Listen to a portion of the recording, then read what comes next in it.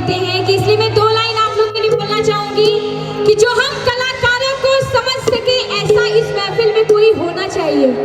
जो हम कलाकारों को समझ सके ऐसा इस महफिल में कोई होना चाहिए। हमें चांदी ना सोना ना दौलत चाहिए, हमें तो सिर्फ आप लोगों के दिल में एक छोटा सा कोना चाहिए, एक छोटा सा कोना चाहिए। जैसा कि शादी की पहली रात को जब नथुनी उसको गिफ्ट करता है, देखिएगा कैसे प्यार से वो पत्नी क्या कहती है। जब से सिपाही से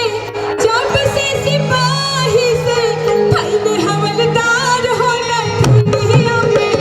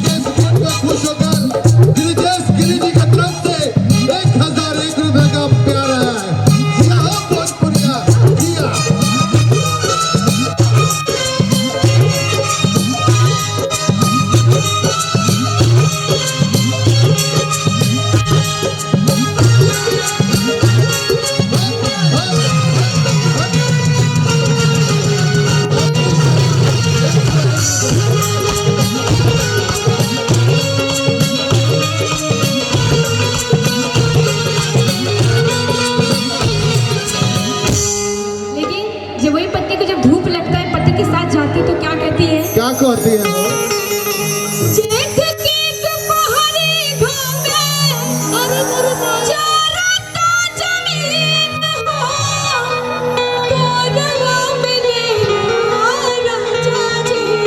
अरे काहे ना हो?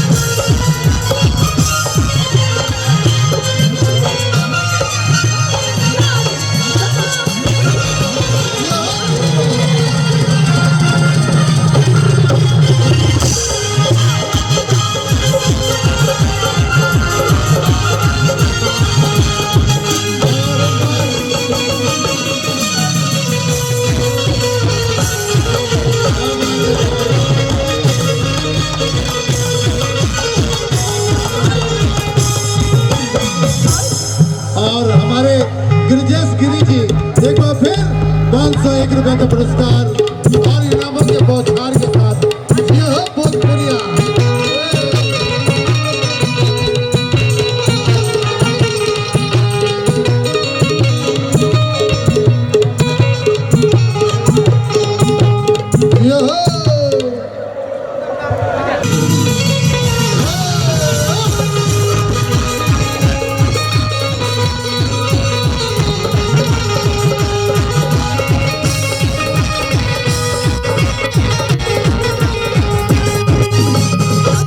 और क्या दीदी चलना नहीं जाना तुझसे कहीं लेना झूठ हो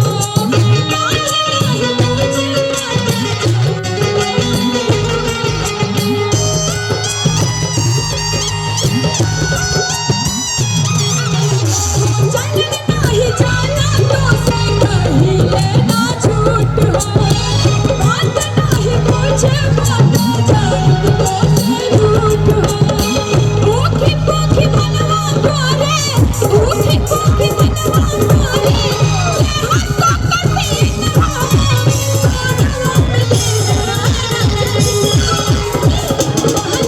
करती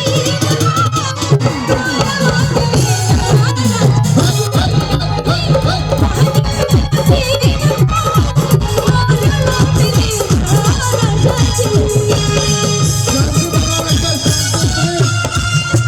शांति बना रखे, क्योंकि ये कार्यक्रम आपके लिए है। और एक बार फिर बहुत बढ़िया हृदय सम्राट गिरजेश गिरी जी की तरफ से एक हाथ बना रखे।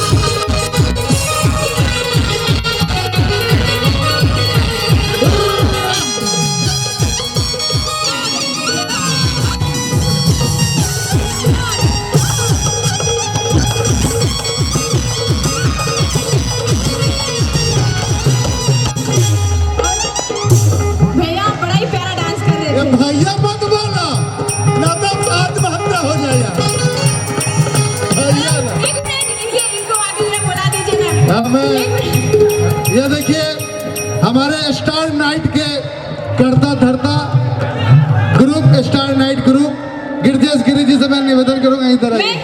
इतना प्यारा आप डांस कर रहे हो हाँ, ना, ठुमका लगाई है, इनके ठुमका। लिए 2 लाइन में बोलना चाहती हूँ बोल दूं इजाजत है आप लोग की बोल दो ना एक मिनट आप दोनों के लिए बोलना चाहूंगी आप परिवार से पढ़े लिखे शिक्षित नजर आते हो आप दोनों के लिए अरे बाप रे बाप, आप परिवार से पढ़े लिखे शिक्षित नजर आते हैं और जब ऐसे ठुमके लगाते हैं तो कसम खुदा की माधुरी दीक्षित नजर आते और हम एक मिनट हम गिरी जी की तरफ से कहना चाहेंगे कि कभी चौका तो कभी बेलन की याद आती है, कभी चौका तो कभी बेलन की याद आती है, आपको देख के हेलन की याद आती है।